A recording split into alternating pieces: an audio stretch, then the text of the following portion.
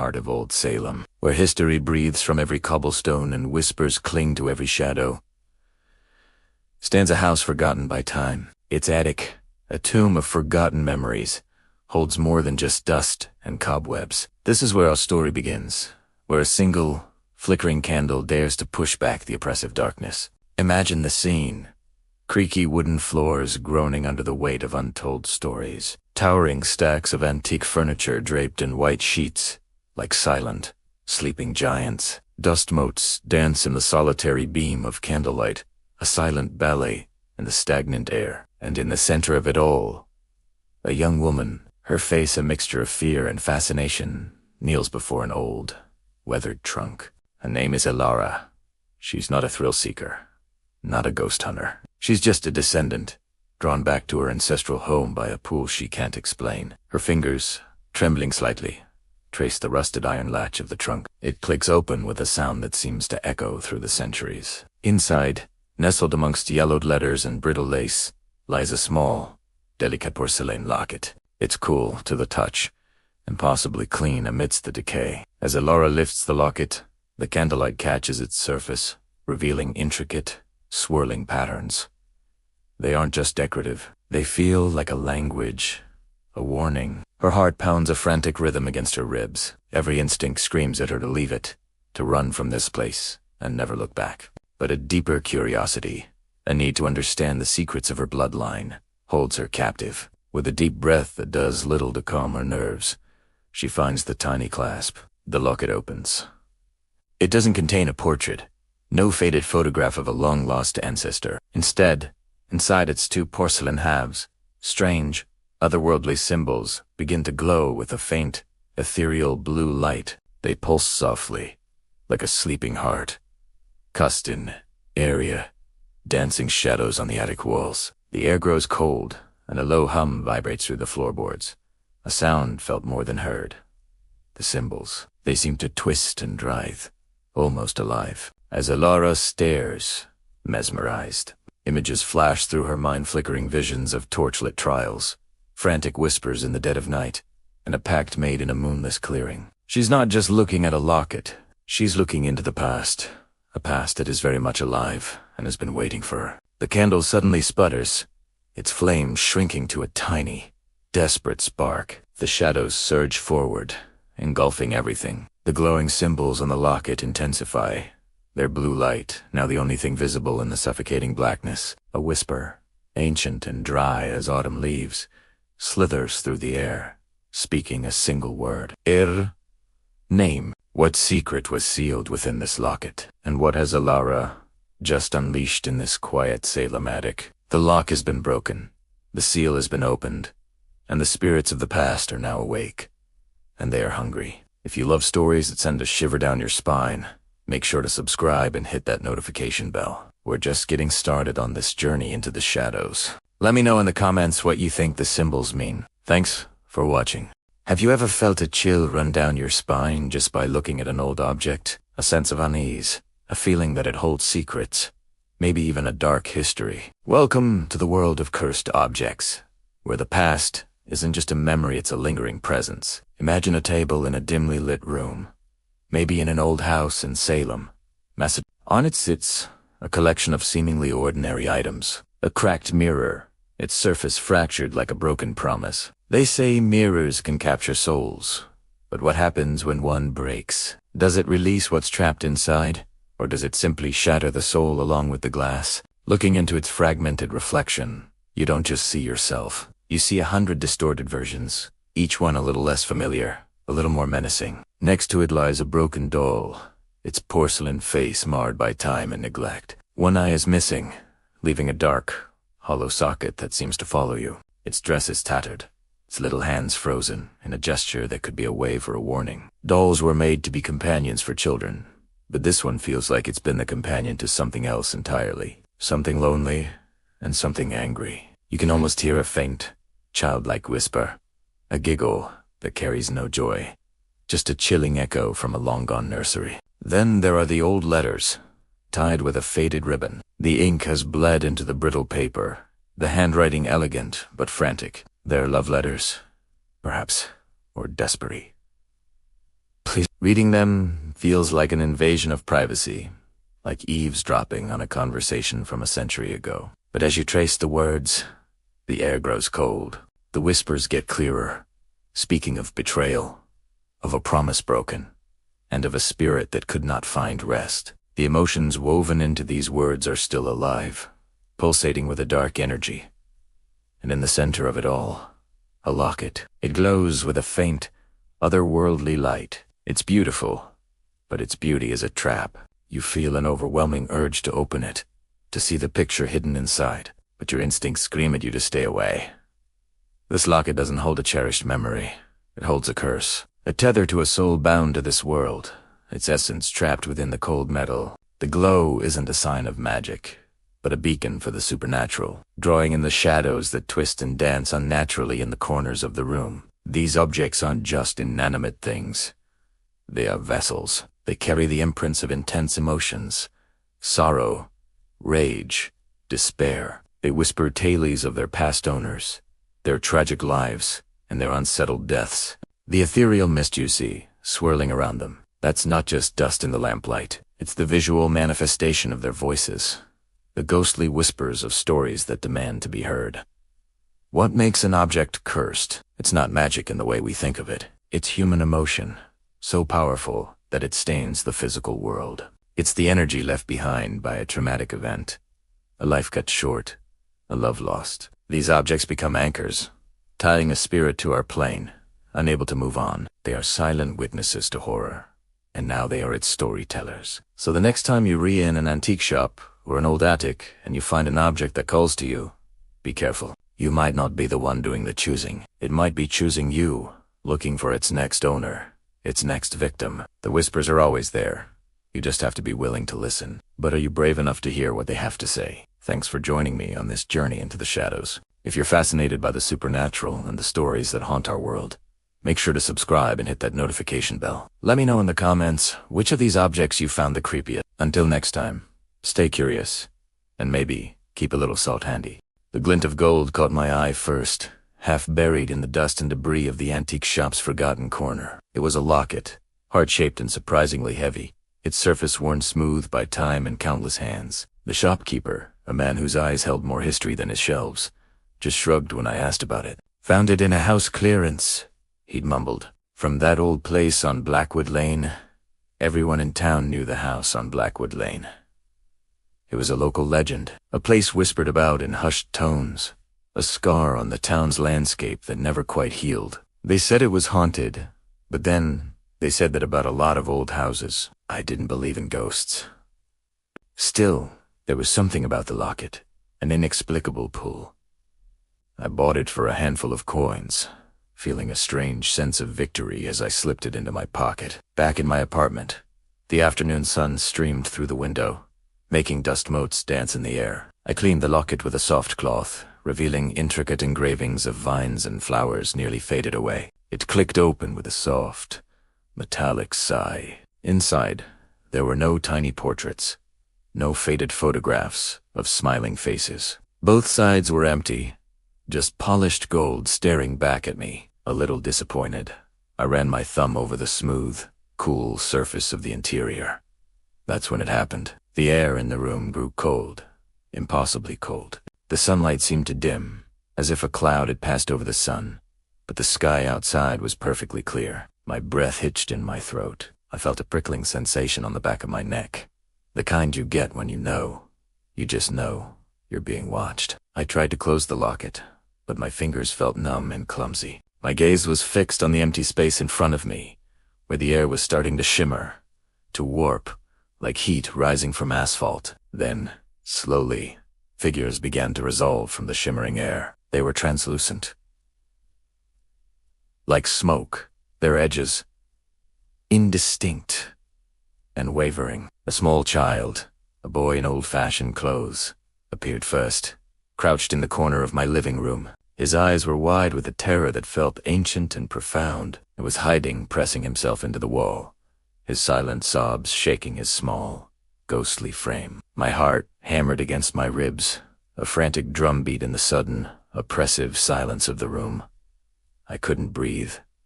I couldn't move. My fingers were still touching the locket, and I felt a jolt, a current of ice-cold energy, shoot up my arm. More figures materialized. A woman, her face, a mask of sheer panic, appeared near the window. She was pointing at the shadows in the corner, her mouth open in a scream that made no sound but echoed in my mind, a piercing shriek of pure dread. Her form flickered, her translucent hair whipping around her as if caught in a gale I couldn't feel. The room was filling up with them. Faces swam in my vision, their expressions contorted in silent screams, their eyes hollow pits of despair. They weren't looking at me. They were trapped in their own moments of horror, replaying them for an audience of one. The locket in my hand was no longer cool. It was burning hot, searing my skin, but I couldn't let go. It was as if it had fused to my flesh. The ghosts pressed in closer, their see-through bodies overlapping, a collage of silent suffering. They were the past owners, I realized with a sickening lurch in my stomach. This locket wasn't just a piece of jewelry. It was an anchor. It was a vessel for their final, terrifying moments. And now, by opening it, by touching it, I had become part of their audience, a spectator to their eternal horror show. My own scream finally tore from my throat, a raw, desperate sound that was immediately swallowed by the silent, screaming chorus of the dead. I had to get it off. I had to close it. But as I looked down at the locket, I saw a new reflection in its polished gold surface. It was my own face, my eyes wide with the same terror as the phantoms surrounding me. Ever wonder what lurks in the reflections we see every day? Most of us just see ourselves, our rooms, the world behind us. But what if, just once, you saw something else? Something that shouldn't be there. That's the rabbit hole we're diving down today, exploring one of the most unsettling concepts in horror. The mirror as a portal to the unknown. The idea isn't new. Ancient cultures were deeply suspicious of mirrors. The Romans believed a mirror could trap a piece of your soul. In some traditions, mirrors are covered after a death to prevent the spirit of the deceased from getting trapped, or from pulling a living soul into the afterlife with them. It's this deep-seated, primal fear that makes mirror-based horror so effective. It takes something mundane, an object in almost every home, and turns it into a source of dread. Think about it. A mirror shows us a reversed, silent world. It's a perfect copy, yet it's fundamentally different. This duality is ripe for storytelling. What if that other world wasn't silent? What if the person staring back wasn't just your reflection, but something wearing your face? This taps into the fear of the doppelganger, the evil twin. The idea that a malevolent copy of ourselves exists and wants to take our place. Let's look at the classic Bloody Mary legend. It's a rite of passage for many kids, chanting a name in a dark bathroom, staring into the glass, waiting for a ghost to appear. We do it. It's the thrill of testing the boundary. We're daring the reflection to break the rules, to become more than just light bouncing off a surface. We're half hoping and half terrified that something will actually happen. That's the power of the mirror in horror. It's a locked door we all have in our homes, and we can't help but wonder what would happen if we found the key. Now, let's take this a step further. Imagine a dim apartment. You're alone. The only light is the faint glow from the street outside. You walk past a mirror, and for a split second, a shadowy figure stands behind you in the reflection. Your heart stops. You whip around. Nothing.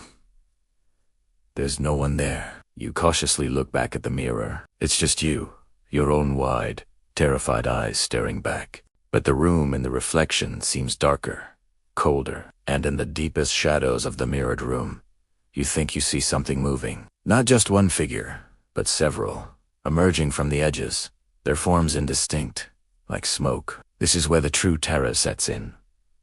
The threat isn't in your room. It's trapped in the mirror world.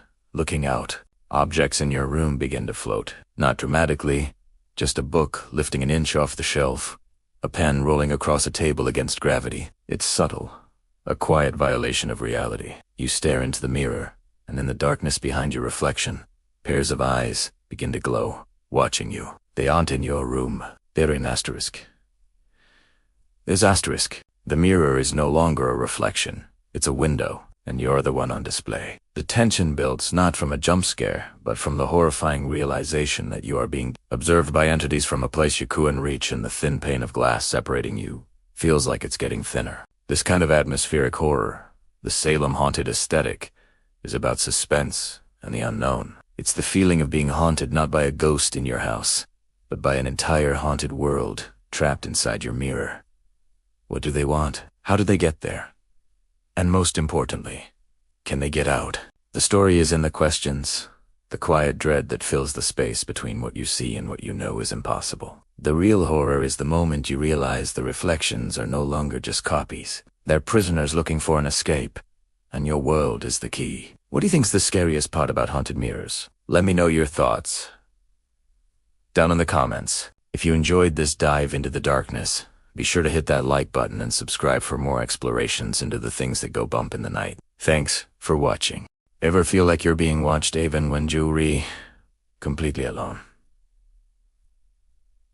That's how it started for me. Just a prickle on the back of my neck, a shadow in the corner of my eye that vanished when I turned my head. At first, I blamed it on the old house. Every floorboard creaks. Every gust of wind sounds like a whisper. It's easy to get spooked in a place like this, especially with its history. The locals call it the Blackwood House, and they've been telling stories about it for generations. Stories I dismissed as small-town gossip. One wish I had listened. The whispers grew louder. Not just the wind anymore, but clear, distinct voices. They'd call my name from empty rooms. I started seeing things more clearly, too. A face in the window, a figure standing at the top of the stairs. I tried to rationalize it. Stress, lack of sleep. I even had an electrician check the wiring, thinking faulty lights were playing tricks on my eyes. But then came the cold spots. Patches of air so frigid they'd steal the breath from your lungs. It was a physical presence, something that didn't just haunt my mind, but the very space around me. The feeling of being watched became a constant, suffocating weight. One night, I woke up to the sound of music, a faint, melancholic piano tune drifting up from the parlor. My heart hammered against my ribs. I knew for a fact the piano hadn't been touched in decades. It was covered in a thick layer of dust. I crept downstairs, my phone's flashlight beam cutting through the darkness. The music stopped at the moment my foot touched the bottom step. The parlor was empty, but on the dusty piano keys, there was a single, clear fingerprint, as if someone had just lifted their hand away. That's when I knew I wasn't just tired or stressed.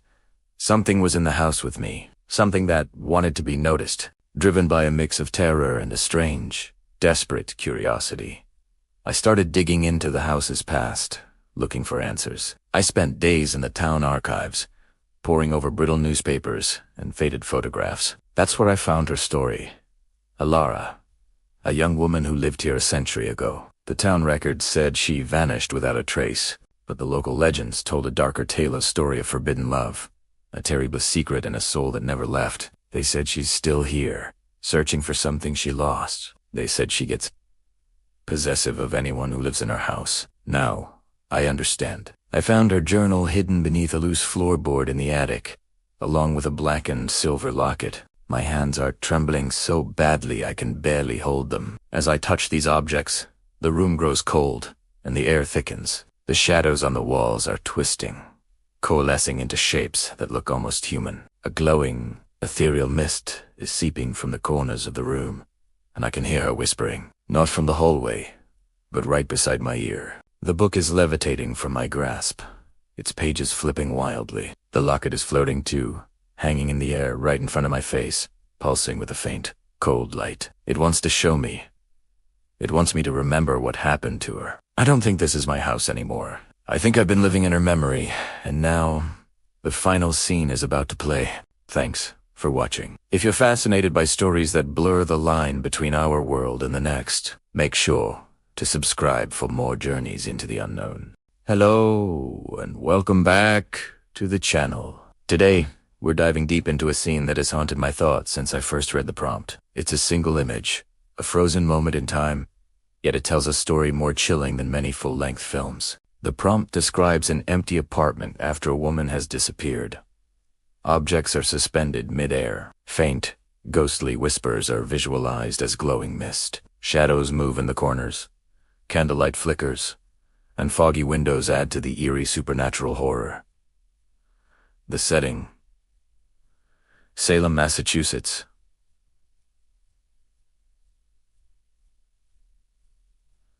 The atmosphere, chilling. Let's break this down. We're not just looking at a haunted house. We're witnessing the immediate aftermath of a supernatural event. The woman isn't just gone. She's been taken, erased from this reality, and the apartment itself is still reeling from the shock. The physics of our world have been shattered. Imagine walking into this room. The first thing you'd notice isn't the emptiness, but the impossibility. A coffee cup hovering where a hand once held it. A book suspended, pages fluttering as if caught in a breeze that isn't there. A scarf floating in a lazy arc towards the floor it'll never reach. This isn't a poltergeist throwing things around in a rage. This is something far more subtle and sinister. The suspension of objects suggests that time itself was interrupted. Whatever took her, it didn't just grab her and leave. It froze her world in the exact moment of her departure. It's a cosmic photograph of her last seconds, and we are left to decipher the clues. Each floating object is a breath. Was she drinking coffee? Reading a book? Was she startled, dropping everything, or was she gently lifted away from her life? The stillness is what's so terrifying. It's the quiet echo of a scream we never heard. Now, let's talk about the whispers. The prompt cleverly describes them as glowing mist. This is a brilliant narrative device. We don't hear them with our ears. We see them with our eyes. Imagine a faint, ethereal vapor, coiling through the air like smoke, pulsating with a soft, otherworldly light. It weaves around the floating furniture, caresses the cold glass of the windows. Are these the last words of the woman, trapped in the air? Or are they the voices of the entity that took her, still lingering, savoring its victory? The glowing mist turns an auditory threat into a visual one. You can't cover your ears to escape it. It's a tangible presence in the room, a constant, silent reminder of the unseen forces at play. And then there are the shadows. They aren't just static patches of darkness. They are moving in the corners. This detail injects a dynamic sense of dread into the scene. While the objects are frozen, the darkness is alive. Are these shadows cast by the flickering candlelight, playing tricks on the eye? Or are they something more?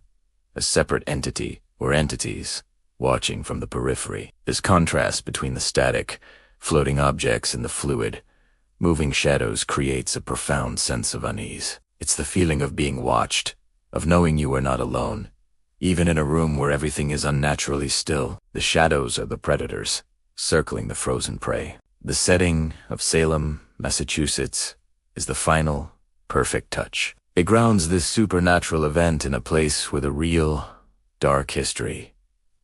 Salem isn't just a random town. It's a name synonymous with paranoia, accusations, and unseen evil. This single detail layers centuries of folklore and fear onto our scene. We're no longer in just any apartment. We're in a place where the veil between worlds has always been thin, where history itself seems to whisper through the walls. The foggy windows aren't just a weather condition. They're a barrier, trapping us inside with the horror while obscuring the outside world, isolating this small pocket of fractured reality. Putting it all together, we have a masterpiece of atmospheric horror. It's not about jump scares. It's about a deep, creeping dread that settles in your bones. It's the horror of the unknown, of a world where the rules you thought you understood can be broken in an instant. The scene asks a terrifying question. If a person can be so completely and quietly erased from existence, with only these impossible clues left behind, how safe are any of us? What unseen forces are moving in the corners of our own lives, just beyond our perception? It's a haunting thought, and it's what makes this single, static image so incredibly powerful. Thanks for exploring this chilling scene with me. What do you think happened to the woman? Let me know your theories in the comments below. Don't forget to like and subscribe for more deep dives into the art of the unsettling. Stay curious and stay safe.